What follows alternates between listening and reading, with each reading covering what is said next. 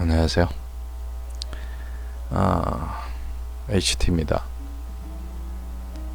며칠 동안 좀 많이 참담한 심정으로 시간을 보냈습니다. 생각도 좀 많고 좌절감도 들고 허탈하고 분노도 느끼고 오늘 제가 그 화면에 근조를 붙여놨는데요. 제가 그저께 토요일날 탄핵이 이제 결정이 나고 난 다음 1차 저항 모임에 갔을 때 어떤 분이 저한테 저걸 주시면서 켈러 부대 분인가요? 아마 그랬을 겁니다. 그분이 제 가슴에 이렇게 달아주더라고요. 그래서 저도 한국의 민주주의 법치가 사망했다는 그런 생각에 오늘은 저 근조만 붙이고 이야기를 하고자 합니다. 저뿐만 아니라 많은 분들이 저하고 똑같은 느낌을 가지고 계실 겁니다. 분노하고 좌절하고. 제가 그날 집회 중간이 아니죠. 시작해서 11시쯤에 좋은 기대를 하고 몸이 불편한데 좋은 결과가 있을 거라는 생각 때문에 이제 불편한 몸을 이제 추스리고 이제 갔는데 그거 하기 전까지는 전부 다들 들뜬 기분에서 이제 그랬었는데 갑자기 안 좋은 얘기가 장난이 이렇게 확 덮으니까 일순 머리가 좀 하얘지고 거의 그냥 패닉 상태가 오는 것 같더라고요.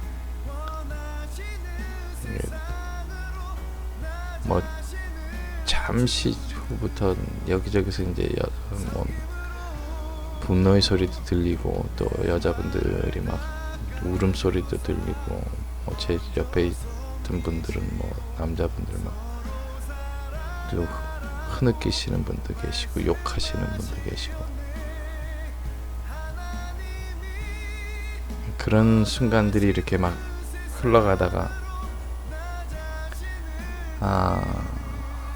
이제까지 그 태극기 집회하고 좀 다르게 순간적으로 인간적이기 때문에 이해가 충분히 갑니다. 소요가 일어나고 그래도 저 촛불하던 애들이 그 전투 경찰들하고 시위하던 거에 비하면 몇십 분의 1도 안 될 정도로 점잖은 시위죠. 그걸 또 방송에서는 또 폭력 난동 집회라고 또 그것만 보이죠. 태극기 할 때는 그런 식으로 보여주질 않았었는데 또 한번 그런 걸 보면서 진짜 언론이 진짜 도대체 언론이라는 것들하고 기자들이 어떻게 저렇게 진짜로 파렴치하고 진짜 뻔뻔하게 저렇게 방송을 할 수 있을까라는 생각을 하면서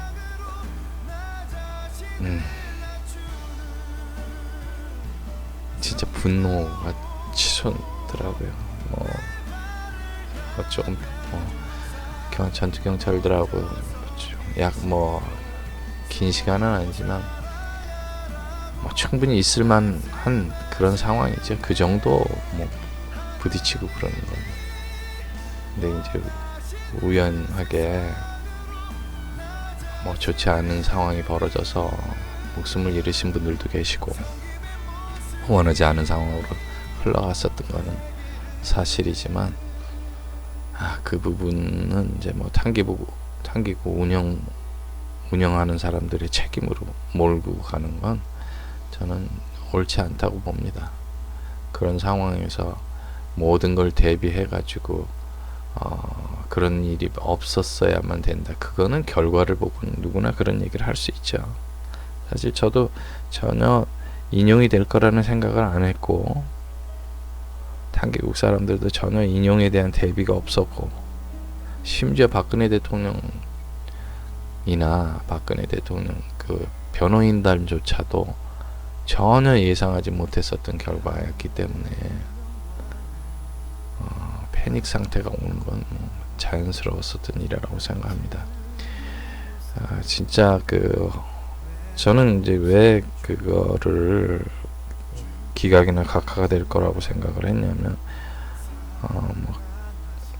뭐 저의 짧은 지식이라도 그게 실제로 법률상, 그다음에 뭐 형사적인 측면이라든지 봐도 범법 사실을 증명할 만한 증거를 명확하게 제시를 하지를 못했기 때문에 그 수많은 검사들과 그 검사들의 그 직원들을, 검찰과 특검을 통해 가지고 수백 명의 검사들이 붙어서 몇 달 동안을 캐냈는데도 아직도 명확한 증거조차 제시를 못하고 있는데, 얼마나 깨끗하면 그러냐 이거죠. 제가 여러 번 비교를 해서 말씀을 드렸습니다만, 진짜 아무 국회의원이라도 한 명 검사가 털면 며칠이면 다 나옵니다. 작은 죄든 큰 죄든. 근데 그 수백 명이 그렇게 했는데도 뭐 얼마나 할 말이 없으면 27년 전에 그 집 이사 가는 비용을 어쩌고 저쩌고 그런 얘기까지 나오겠습니까? 그러고 보면 그동안에 검찰, 특검, 언론들이 얼마만큼 그 헌법재판소가 탄핵을 인용하도록 유도하기 위해서 수사하고 언론 플레이 했는지, 이번 헌재 인용 판결한 그 내용만 봐도 얼마나 그 특검 수사하고 검찰 수사가 마녀 사냥을 하기 위해서 만들어 놓은 내용들이지 실제 증거가 안 됐다라는 게 이번 헌재 주문에서도 나오는 겁니다. 5개 소추안 중에 4개는 무죄지 않습니까? 그러니까 탄핵 사유가 안 된다. 뭐 당연히 실제로 헌법 84조에 의하면 대통령은 그 외환과 내환의 행위를 제외하고는 형사소추 대상할 수가 없다라고 그렇게 헌법에 그렇게 명시가 되어 있기 때문에, 검찰 특검에서 말한 거는 죄가 성립이 될 수 없는 거고, 그런 의미에서 이제 헌재에서도 그런 부분을 이제 무죄로 사유 없음으로 이제 했는데, 이제까지 한 번도 거론되지 않았었던 무슨 대면 수사 거부, 압수수색 거부를 헌법 수호의 의지 없음으로 파면한다. 제가 아무리 법의 문외한이긴 하더라도 헌법 수호 의지라는 거를 굉장히 의미 자체가 추상적이잖아요. 그러니까 어떤 게 헌법 수호 의지가 없는지 이정미 재판관은 명확하게 근거를 제시를 해야 될 거 아닙니까? 어떠한 일이. 그런데 대면 수사를 거부했고 압수수색을 거부했기 때문에 헌법 수호의 의지가 없다? 아니, 예를 들면 말이죠. 뭐 제가 적절한 비유인지는 잘 모르겠지만 저는 그렇게 생각합니다. 예를 들면 그 헌법재판소 얘기가, 예를 들어서 저 사람이 무슨 경범죄를 저질렀는데 그 증거를 찾기가 어려워서 집에 들어가서 압수수색을 하려고 그러는데 압수수색을 거부했기 때문에 헌법을 무시하고 법을 무시했다라고 그러기 때문에 그 사람을 처벌을 했다. 저는 그런 식으로까지도 해석을 하고 싶어요. 이게 말이 되냐 이거지. 특검이 뭘 했어요? 검찰이 뭘 했나요? 몇 개월 동안 수백 명이 조사해서 거기서 증거가 없다고 증거를 찾기 위해서 청와대를 수사를 하려고 그랬는데 수색을 거부했기 때문에 그렇다. 국회에서 소추를 할 때 그 증거는 얼마든지 밖에서 찾을 수 있는 일이지 청와대를 수색해야만 나오는 일이냐 이거야. 뇌물 받은 거, 뇌물이 뭐 어디 청와대에 숨겨져 있나요? 그 재단을 다 있잖아. 블랙리스트? 블랙리스트 문체부에 있다라는 거 아닙니까? 그것도 업무상 일을 처리하기 위해 가지고 필요 불가결한 거잖아요.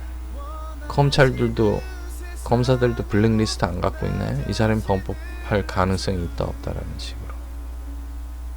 그리고 그 블랙리스트라는 게 그 원조는 이 전전 정권 때부터 다 있었던 것인데 그걸 마치 뭐 박근혜 대통령이 지시해서 그걸 만들었다? 모든 문체부에 모든 것들이 단체들은 어떤 식으로든 등록이 돼 있을 것이고 그 등록을 하면서 그 성향 같은 것도 다 기재를 해놓는 게 공무원들이 습성이고 일하는 거고. 아니 일개 회사에서도 업체 관리할 때 이 업체들이 뭐 예를 들어서 뭐 하청업체가 됐든 아니 우리한테 조달을 하는 업체가 됐든 우리가 납품하는 업체가 됐든 간에 업체 리스트를 다 가지고 그 업체 리스트별로 성향이라든지 뭐 회사 사장이 어떻고라든지 뭐 결제는 잘 하느니 마느니 이런 영업 자료로서도 다 갖고 있는 거 아닙니까 개인들이. 그걸 블랙리스트라고 그러면 아니 문화체육부에서도 그런 식으로 각 단체별로 분류를 할 수 있는 거고 그 분류를 통해 가지고 지원을 해줄 건지 말 건지에 대해서 지원을 다 해줄 수는 없잖아요.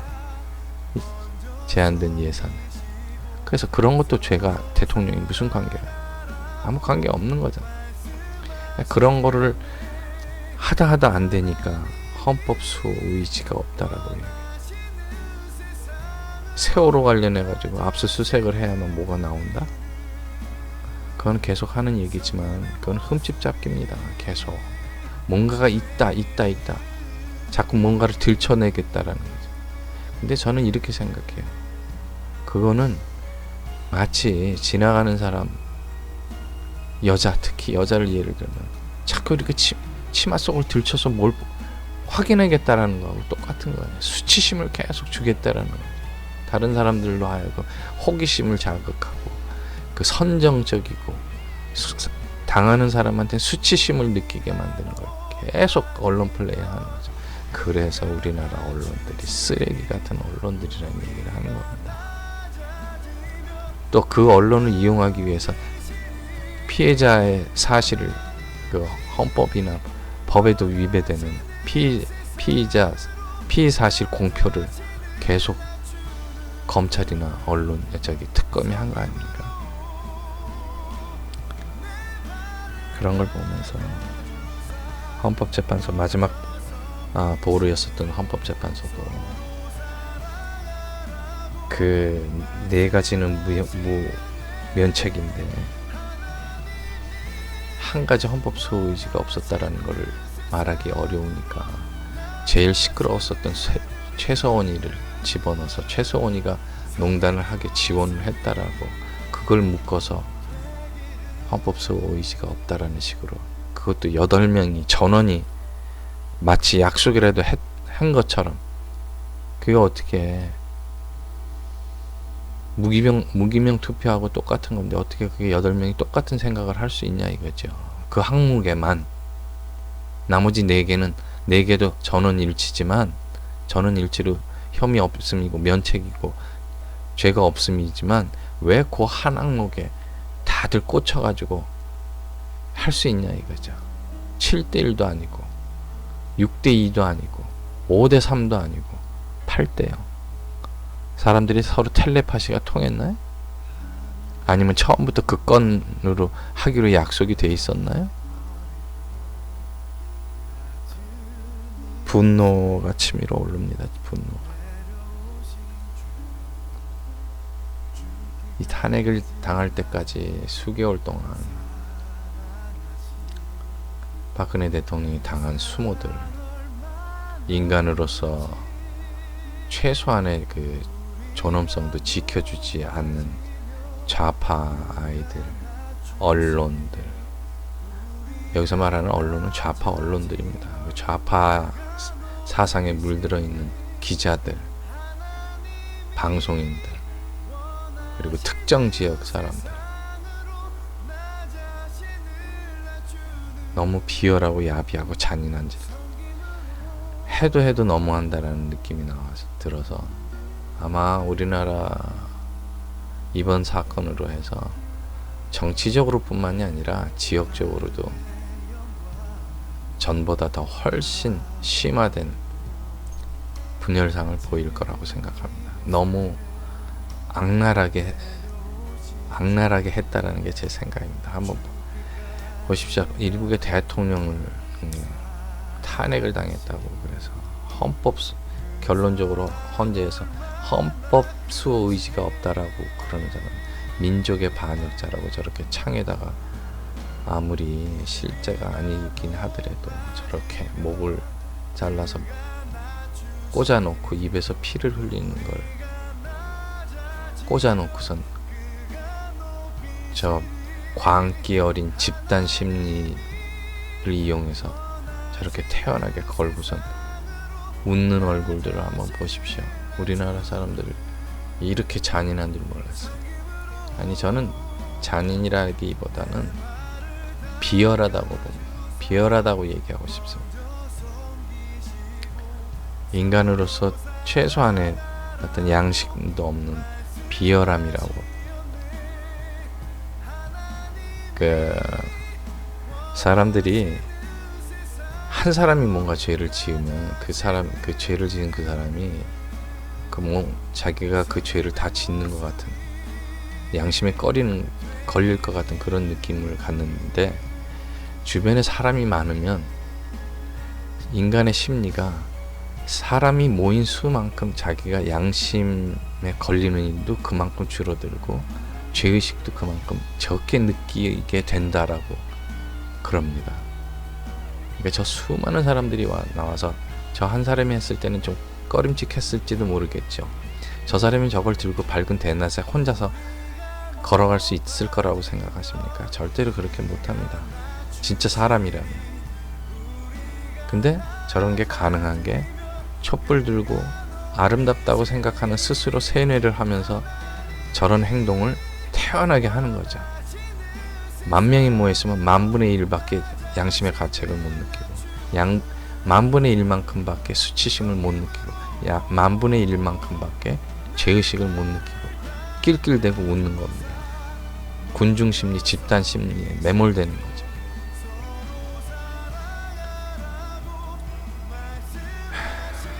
이 사진 한번 보시죠. 이 사진은 뭔지 아시겠습니까?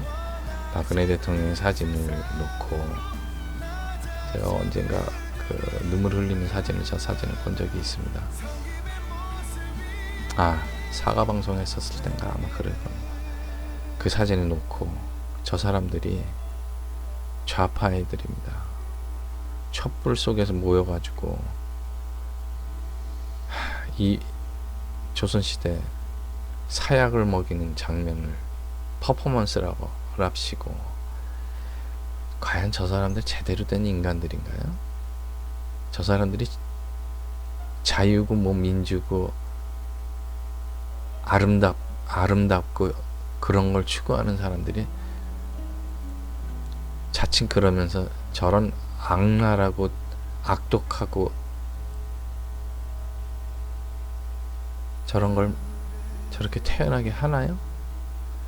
저 사람들이 300만 명을 굶겨 죽이고 자기 친척을 고사포로 쏴주고 그러는 북한 정권 김정은이나 그런 인간들한테 한 번이라도 저런 식으로 반대 의사를 표시한 적이 있나요?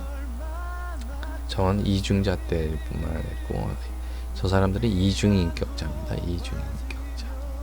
가증스럽다고 그러죠. 우리 이중인격자들은 위선, 가식, 이중인격. 저게 과연 일국의 대통령이 무슨 죄가 만들어진 것도 정해진 것도 없고 드러난 것도 없는데 온갖 언론에서 마녀사냥이란 마녀사냥은 다 하면서 저런 짓을 해도 용납이 되게끔 사회 분위기를 만들어 놓은 사람들,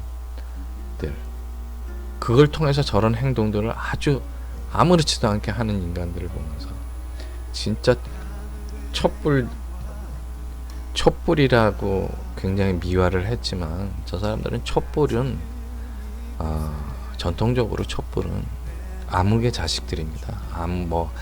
저들은 뭐 암흑을 밝히는 작은 촛불이라고 얘기할지 모르겠지만 실제로 저 촛불을 들면 사람들이 더 공포를 느끼게 돼요. 그리고 부끄러움이 더 적어지죠. 어둠 속에서 빛을 밝혀서 그 무서움에서 탈출하는 의미도 있을 수도 있지만 한번 우리 가만 보십시오. 어두운 방에 가만히 있는데 갑자기 저쪽에 촛불을 사람이 하나 들고 서 있다고 한번 생각을 해보십시오. 그때 느끼는 공포라는 걸 이루 말할 수도 없는 거죠. 그건 굉장히 그 의미가 다를 수 있어요. 그리고 저 촛불이나 횃불은 공산주의 하는 애들이 상징적으로 쓰는 건데 우리나라에 들어와가지고 모르는 사람들을 미화시키기 위해 가지고 저걸 쓰다 보니까 마치 촛불이 무슨 정의의 사도인 것처럼 그렇게 돼버리는 거 아닙니까? 사람들이 어떻게 쓰느냐에 따라 그 의미는 굉장히 달라지는 겁니다. 촛불 하는 아이들은 자기네들이 그 어떤 실체를 감추기 위해서 미화시키기 위해서 촛불이라는 것으로 사람들의 감성을 자극해서 동원을 한 겁니다. 동원한 수단이에요. 그거에 비해서 태극기 하는 사람들은 항상 낮에 하지 않습니까? 그리고 우리나라를 상징하는 태극기를 사용한 거고, 그리고 밝고, 촛불 하던 좌파 애들이 극렬하게 데모하고 부시고 폭력적으로 했었던 것 방송에는 하나도 안 나오면서 태극기 들었던 사람들이 마지막에 분노를 억누를 수 없어 일시적으로 한번 시위대가 그냥 밀고 간 거 정도인데 별것도 아니죠. 걔네들에 비하면 뭐 100분의 1, 1000분의 1도 안 되는 건데 그거는 온갖 방송에서 폭도들로 도배를 했지 않습니까? 언론들이. 전 그런 현실을 보면서 그걸 그대로 고지고대로 받아들이면서 태극기를 욕하고 촛불을 미화하는 사람들을 보면서 진짜 그 사람들도 여론이 조작하고 선동하면 어쩔 수 없구나라는 생각을 들면서 좌절감을 느꼈습니다. 그런데 하여튼 저런 수모를 당하면서 결국은 헌재 마지막 희망이어서 헌재마저도 말도 되지도 않는 어떤 이유 사유로 대통령 파면하는 걸 보면서 진짜 모든 게 무너지는 그런 느낌을 심정을 느꼈습니다. 제가. 그런데 어저께 그 대통령 물러나라고 관저에서 빨리 물러나라고 또 이재명이가 그런 얘기를 했나요? 뭐 반값을 반값을 내라고 뭐 빈정대는 거죠. 그랬는 이재명인가 누군가 하여튼 뭐 그 다음에 또 뭐 인터넷에서는 뭐 하루 빨리 가라라든지 그리고 뭐 그 관저 수리가 안 돼서 그걸 수리하는데 시간 조금이라도 하려고 그랬더니 뭔가 또 꿍꿍이 속에 있어서 그런다는 거. 하여튼 그런 얘기를 하는 사람들은 자기네들 수준대로만 생각을 하는 겁니다. 사람이 격식 있는 사람은 그런 생각을 안 하죠. 그냥 야바이들, 협잡꾼들, 자기 스스로들이 항상 그런 쪽으로 무질서하고 저질적으로 생활을 하니까 그런 생각을 하는 거지. 그런데 몇 년 동안을 비워놓고서 갑자기 이런 일이 벌어질 거라고 생각을 안 해서 이게 뭐 정상적이었으면 몇 개월 전부터 이제 수리를 하고 이제 다시 사저로 돌아갈 준비를 했겠죠. 그러면 10년 동안 몇 년 동안 수리도 안 하고 방치해놨었던 거 이제 부랴부랴 했는데 그걸 못 참아가지고 방 빼라고 조롱하듯이 방송에서 조롱하듯이 하는 그 아나운서들, 앵커들, 패널들 진짜 우리나라 시민의식이 너무 한심스럽더라고요. 그 사람들한테는 예의도 없어요. 도리도 없고 그게 무슨 진짜 양아치들도 자기네들끼리는 격식이 있는 법인데 아무리 정적이라고 그러지만 자기네들보다 훨씬 더 깨끗하고 자기네들 정치 지도자들보다 훨씬 깨끗하고 청렴하고 그런 대통령한테 말도 안 되는 잣대를 들이대서 저런 식으로 모멸감을 준다라는 거, 인간 이하라고 생각합니다. 근데 제가 이 과정을 보여드렸는데 어제 이제 제가 마음을 이제 다시 먹게 된 이유를 좀 설명을 드리겠습니다. 박근혜 대통령이 저 사진인데요. 박근혜 대통령이 이제 사저에 와서 여러 사람들하고 인사를 하면서 잡힌 사진인데 미소 속에 이제 눈물이 글썽거리는 눈물이 어려 있는 게 여러분들 보이실 겁니다. 아마 뭐 여러분들 다 알고 계시는 분들 많으실 텐데 저 사진하고 그 다음에 자기가 모든 것을 안고 가겠다. 그 다음에 진실은 언젠가 밝혀질 것이다 라는 얘기. 저는 그 얘기를 듣고 마음이 편해졌어요. 박근혜 대통령이 역시 멘탈이 보통 사람이 아니다. 저는 은근히 걱정을 했거든요. 제가 힘이 빠졌었던 이유는 뭐 헌재 판결도 있었지만 그 판결로 인해서 박근혜 대통령 멘탈이 다 망가져서 그 모습을 보게 되면은 모든 사람들이 다 좌절하지 않을까 그런 생각을 했었는데 눈물 속에 보이는 눈물을 머금고서도 이제 미소도 보이고 강하면서도 어떤 자애로움도 같이 가지면서 강하게 멘탈이 강하다라는 걸 이제 보여주면서 언젠간 밝혀질 것이다라는 말 속에는 또 대놓고 문재인이처럼 대선 불복을 하겠다라고 대놓고 야당 지도자들처럼 촐싹맞게 그런 표현을 하지 않고 아무 표현을 안 하고 언젠간 진실이 밝혀질 것이다라는 짧지만 많은 것을 함축하고 있는 단어를 표현을 한 것을 보면서 제가 마음이 굉장히 풀어졌습니다. 용기가 생겼다고 그래야 되나? 안심했다라고 그래야 되나? 본인이 깨끗하다라는 걸 이제 우회적으로 얘기하신 거죠. 그리고 앞으로 많은 기회가 있을 거라는 느낌을 많이 받았고요. 제가 이번 일이 있기 전에 인용이 되기 전에 한 달 정도 전에 새로운 당을 만들어야 되겠다. 태극기 집회를 통해서 모아진 이 에너지를 또 다른 정치 결사체로 승화시켜야 되겠다라는 얘기를 제가 한 달 정도 전부터 그렇게 얘기를 했는데 탄기국에서 새 당을 새누리당이라는 가칭 새누리당이라는 당을 창당을 하려고 한다라는 얘기를 들었을 때 잘했다라고 제가 얘기를 했습니다. 물론 그거를 보고 각자 사람들마다 생각하는 게 다 다르죠.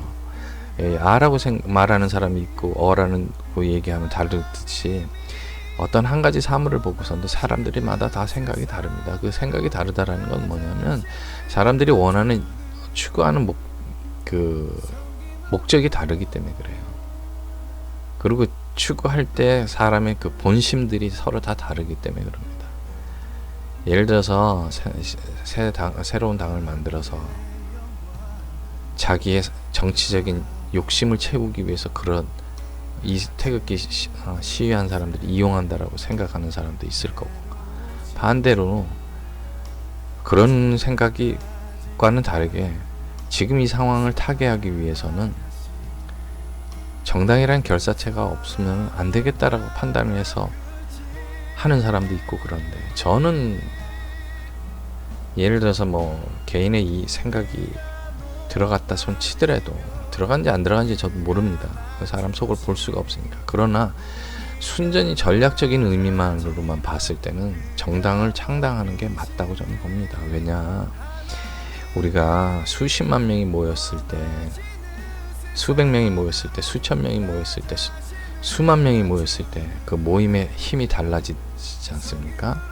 저는 계속 반복해서 얘기를 했지만 계속 집회가 커져야지 된다라는 거에 대해서는 모든 사람이 공감을 했을 겁니다. 그 공감을 한 이유는 많은 사람이 모여야 관심을 끌 수 있고 우리가 원하는 것, 우리가 이야기하고자 하는 게 무엇인지를 알려줄 수가 있으니까 말이죠.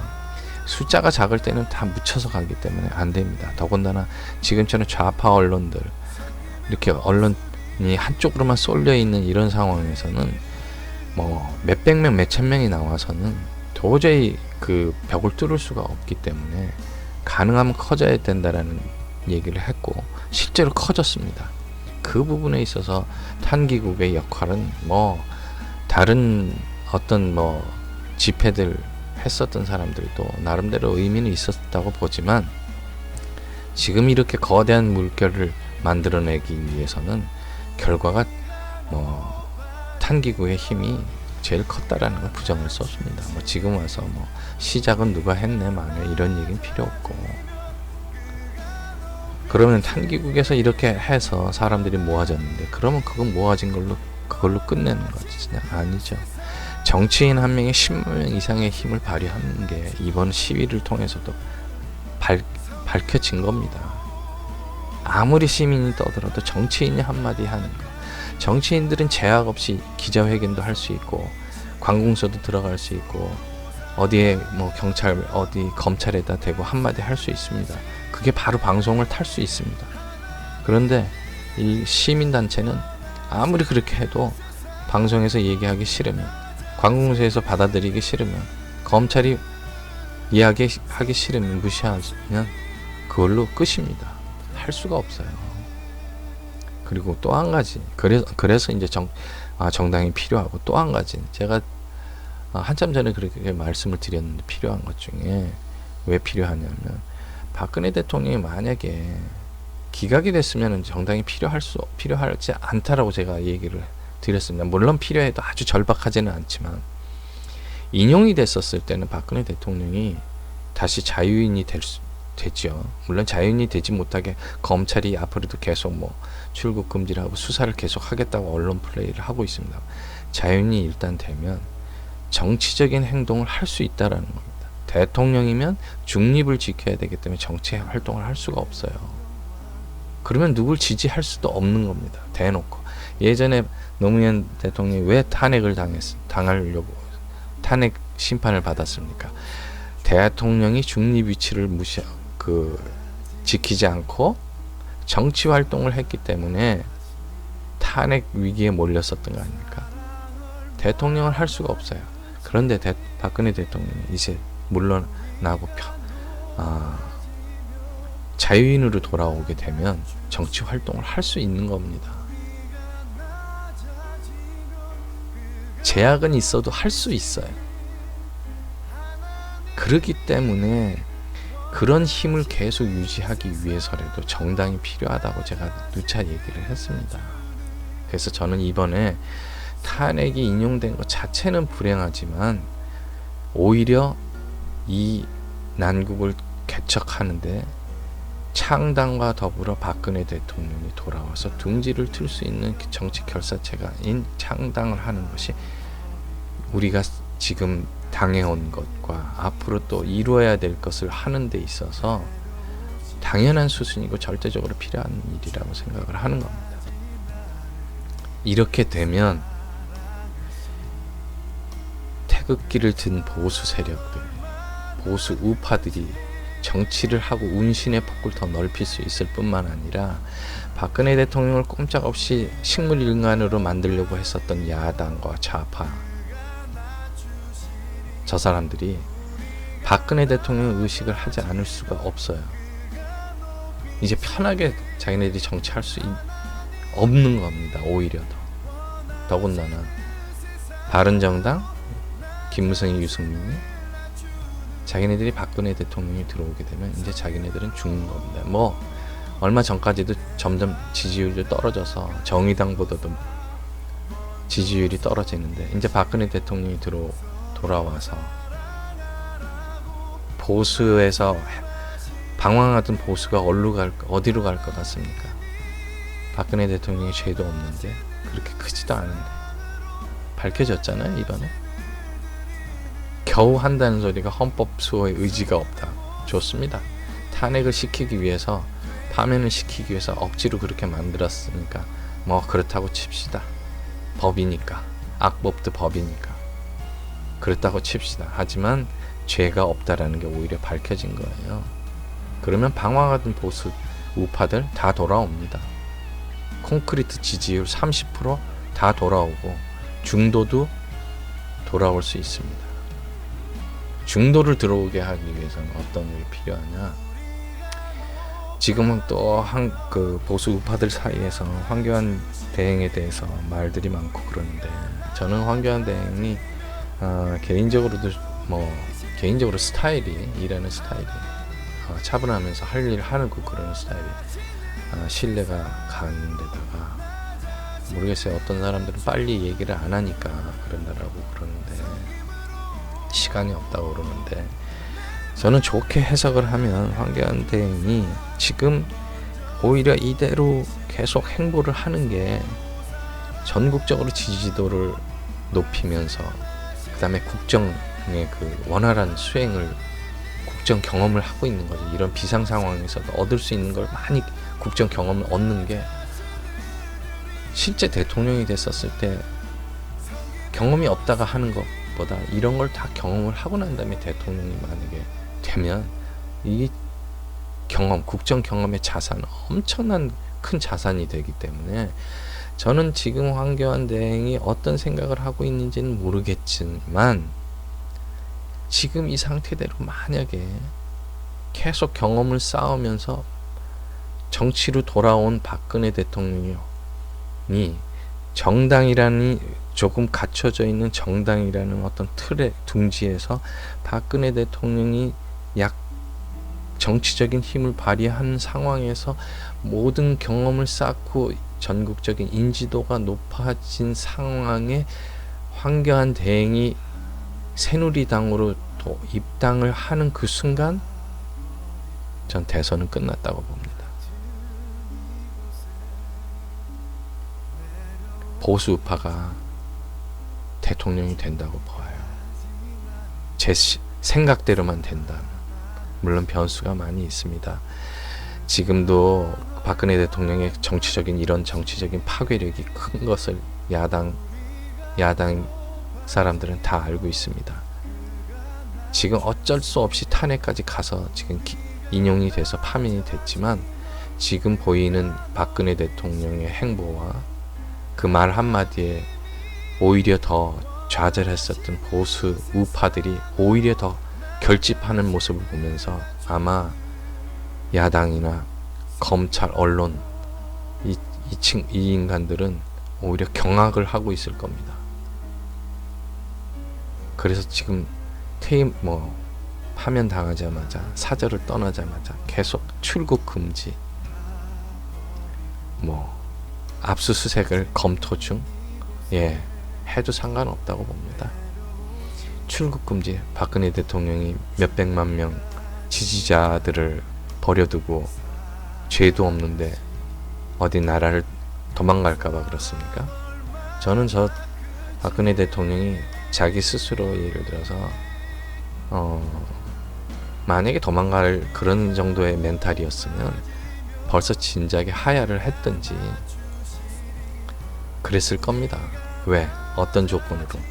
법적으로 처벌을 하지 않겠다라는 우상원이, 이런 인간들이 얘기한 것, 정치적으로 딜하자고, 협상하자고 조건을 냈을 때 벌써 오케이 하고 하야를 했을 겁니다. 저분이 그런 사람이 아니라는 게 증명이 됐죠. 무슨 검찰 수사가 무서워서 망명? 저는 절대로 그렇게 안 봅니다. 아웅산 수지처럼 체포돼서 투옥 감옥에 가더라도 박근혜 대통령은 절대로 협상 안 할 겁니다. 겁 안 먹을 겁니다. 그거는 제가 어느 정도 자신할 수 있을 것 같아요. 이미 그런 협상은 하지 않겠다라는 걸 몸으로 다 보여준 사람이기 때문에 출국 금지, 압수수색 하나도 두려워하지 않는다라는 걸 지금 저는 느끼고 있습니다. 그리고 또 검찰이나 정치권에서 함부로 하지 못하는 이유가 또 저는 있다고 봐요. 있을 겁니다. 왜? 뭐 어떤 이유냐? 핍박을 받는 모습을 보면 볼수록 보수 우파가 더 결집할 것이다라는 거 저들도 잘 알고 있습니다. 오히려 핍박함으로써 핍박당하는 박근혜 대통령 모습을 자기네들이 만들면서 보수 우파가 결집하는 것을 오히려 더 피하고 싶을 거예요. 그런 의미에서 신당 창당하는 건 저는 당연한 수순이라고 봅니다. 그것을 뭐 태극기 시민을 이용을 해서 정치인이 되고 싶어 한다, 뭐 그렇게 생각하는 사람들은 본인들이 그런 생각을 하기 때문에 그런다라고 저는 봐요. 개중에는 탄기부에서도 그런 사람이 없다고는 말할 수 없습니다만은 지금 상황에서는 유일한 방법이 그건데 한국당을 접수를 한다? 천만에요. 한국당에 박근혜 대통령이 돌아갈 수 있을 거라고 보십니까? 가는 게 좋다고 생각하십니까? 아니라고 생각하는 사람이 대부분일걸요. 그럼 창당을 해서 거기 입당을 안 하더라도 창당을 해서 뒤에서 힘을 실어주는 게 맞는 수순 아닌가요? 전략적이든 전술적이든. 근데 그 창당하는 거를 태극기 들어왔던 사람들을 이용을 해가지고 입당 원서 받아가지고 자기들이 정치하고 싶어서 그런다. 아까도 말씀드렸는데 시민 10만 명, 20만 명보다 정치인 한 명이 올바른 정치인 한 명 만드는 게 더 훨씬 파괴력이 있고 효과적입니다. 그 정치인 되는 사람이 내 마음에 안 들고 내가 기분 나빠하는 사람이라고 해서 그 사람이 정치인이 되는 걸 비하하고 폄하하고 비난하고 욕하고 그러는 건 지금 상황은 완전히 개인의 이기적인 생각이 지나지 않는다고 봐요. 제가 요즘 태극기 집회를 통해서 안 좋은 얘기들도 저도 듣고 그럽니다. 누구누구는 뭐 해서 그렇고 어쩌고 저쩌고. 제가 아까도 말씀을 드렸는데 사람은 얼굴에 나타납니다.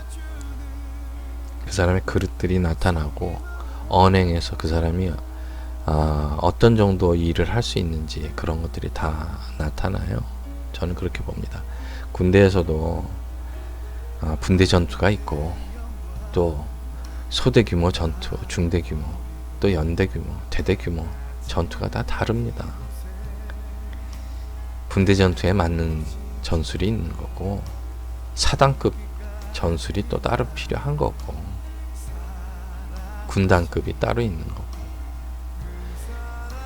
분대 전투 잘하는 사람이 사단장 된다고 그래서 사단급 전투를 잘한다라는 거 보장이 없죠. 그건 소총수가 사단장 비난하는 건 소총수 입장에서 그런 거고 또 반대로 또 사단장이라고 해서 또 분대 전투 잘하는 건 아니니까. 그렇지만 역할이 다르다라는 걸 저는 얘기를 하고 싶어요. 분대 전투 하는 사람이 사단을 분대 전투 시선에서 사단을 운용할 수는 없다라는 거죠. 그런 측면에서 요즘 나오는 얘기들, 그 다음에 동영상 흘러다니는 거 보면 참 방송에서 해서는 안 되는 일들, 본인들의 인격과 그 생각이 그대로 보이는 거를 그대로 방송에 흘려내보는 걸 보면서 상대방을 비난을 함으로써 자기가 올라간다라고 생각하는 건 가장 하수들이 하는 행동이죠. 여러분들 사회생활 하시면서 그런 걸 많이 보셨을 겁니다. 막 남 험담하고 막 그래도 결국은 누워서 침 뱉기고 자기가 욕을 하면 할수록 그 사람 그릇이 그거밖에 안 된다라고, 그 사람을 좋아하는 사람은 또 그 사람을 좋아할 만한 그릇밖에 안 된다라는 것도 알아야 됩니다. 그러니까 자꾸 옆에서 같은 수준에서 부추김을 하는 거죠. 그러니까 분대 전투하는 데는 전부 분대원들 수준만 있는 거고, 사단의 참모들은 사단장과 사단 참모들은 다 그 수준에서 생각을 나누는 거죠. 군단에서는 군단급 사람들이 나누는 거. 그러니까 제가 드리고자 하는 말씀은, 그 진정한 보수 우파인지 아닌지 요즘은 저도 헷갈릴 정도인데, 남이 하는 일을 비난할 필요가 없습니다. 자기가 만약에 깨끗하면 자기가 깨끗한 방향으로 하면 되는데, 저는 오히려 비난, 정치를 하려고 그런 이용을 한다라고 얘기하는 방송에서 막 하는 사람이 오히려 거꾸로 자기들의 정치적인 입지를 만들려고 했었는데, 그게 어긋나는 바람에 오히려 더 정치적인 시선으로 계속 비난하는 게 아닌가, 그런 생각이 들어서 처음에는 좀 안타깝다는 생각이 들었는데, 안타까운 생각이 든다기보다는 요즘은 차라리 그냥 지금 알게 돼서 다행이다, 서로 갈 길이 다르다라는 느낌이 들어서 오히려 전 잘 됐다고 생각을 합니다. 지금 현재 뭐 제 개인적인 생각으로는 스타일이 다른 그 보수 우파들이 다 필요합니다. 이렇게 막 이렇게 좀 돌격하고 그러는 사람도 필요하고, 또 차분하게 전술 전략적으로 생각하는 사람도 필요하고, 그런데 서로 다른 입장이라고 해서 서로한테 총뿌리를 겨누는 일만큼은 하지 말기를. 그게 제일 우스운 행동이고, 한심한 생각이라고 저는 생각을 하니까, 각자의 길을 가더라도 각자가 추구하는 목표가 있으면 그걸 목표를 달성하기 위해서 가장 효율적인 방법을 취하면 되는 겁니다. 그래서 서로 다른 입장에서 화를 낼 필요도 없고, 빈정될 필요도 없고, 뭐 마치 위하는 척 말을 하면서 또 같이 옆에서 그 말하는 사람은, 위하는 척 한 사람은 위하는 척 하고 빈정대는 게 눈에 띄는데, 그거를 빈정대면서 또 옆에 있는 사람은 또 막 아닙니다 하고 막 이렇게 반대로 막 얘기하고 그러면서 보면은 너무 좀 보기가 민망하더라고요. 예, 제 얘기가 좀 길어졌습니다. 어쨌든 뭐 좋은 결과는 아니었지만, 박근혜 대통령의 저 모습을 보면서 오히려 제가 위로를 해줘야 되는 입장인데, 위로를 받고 오히려 용기를 얻었다고 그러면, 지도자가 과연 저런 게 지도자가 아닐까, 그런 생각이 좀 들었습니다. 우리가 위로를 해주려고 했는데 거꾸로 그 지도자의 말 한마디와 얼굴 표정 하나로 오히려 위로를 받고 용기를 받는, 전 여자가 저런 카리스마를 가지고 그런 느낌을 전해줄 수 있다라는 게 대단히 좀 죄송스러운 표현이고, 또 여성분들이 언짢으실 수도 있지만, 여자한테서도 저런 카리스마하고 그런 걸 느낄 수 있구나라는 거. 왜 선거의 여왕이고 그 수많은 그 정치 지도자들을 자칭하는 사람들이 왜 박근혜 대통령한테 머리를 숙이고 도움을 청하고 그랬었는지 좀 이해가 가네요. 제가 이번 일련의 사태를 보면서 왜 정적인 야당에서조차 박근혜 대통령의 함정에 빠졌다, 덫에 걸렸다, 왜 우리가 실수했냐, 이런 자성의 소리가 나오고 그러는 걸 보면서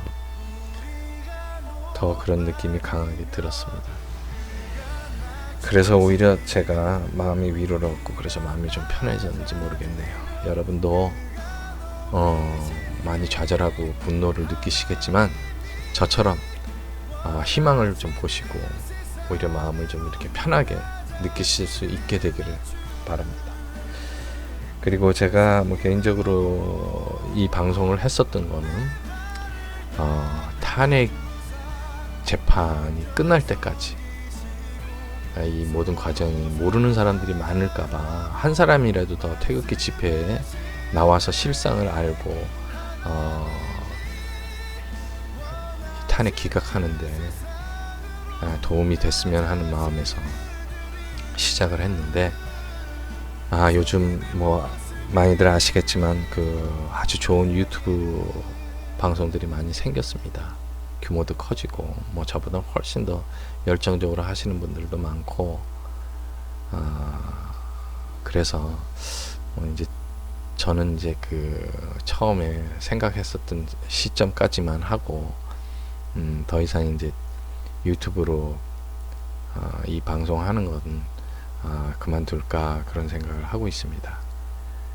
물론 뭐 하다가 좋은 일이 생기고 그래서 그 기쁨을 저 혼자만 느끼기에는 너무 아깝고 그럴 때는 이제 또 스팟으로 이제 무슨 방송 하나 하게 될지는 모르겠습니다.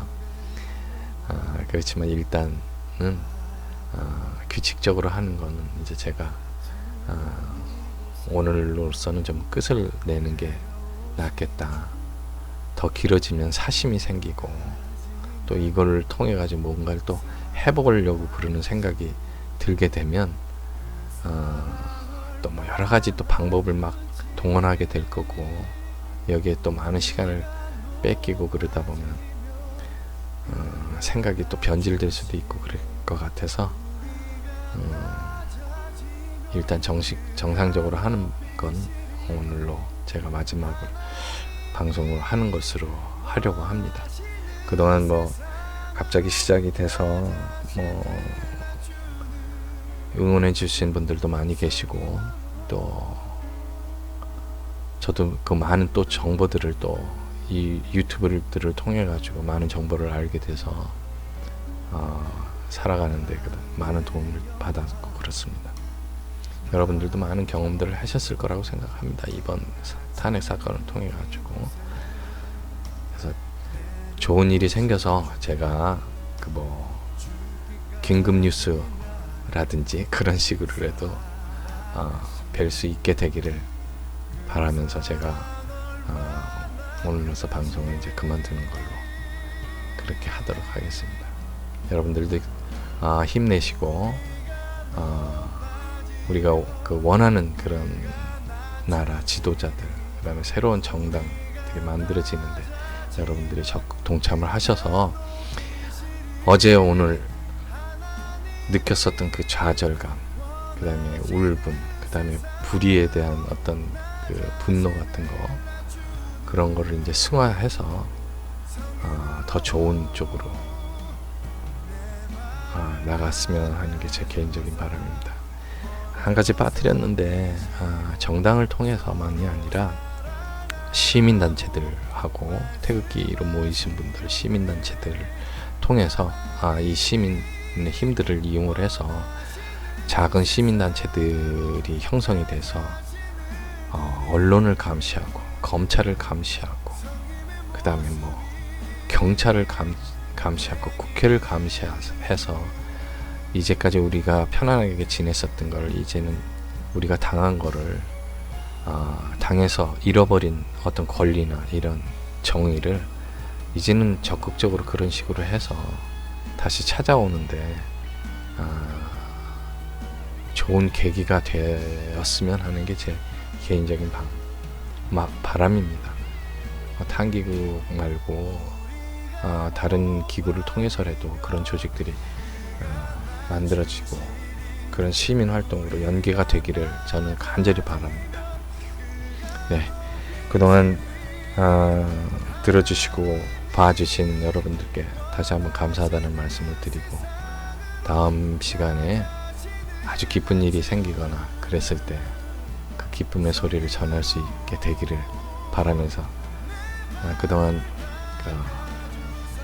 봐주신 분들께 감사하다는 말씀을 드리겠습니다. 다시 한번 감사하다는 말씀 드리면서 건강하게 안녕히 계시기 바랍니다. 감사합니다.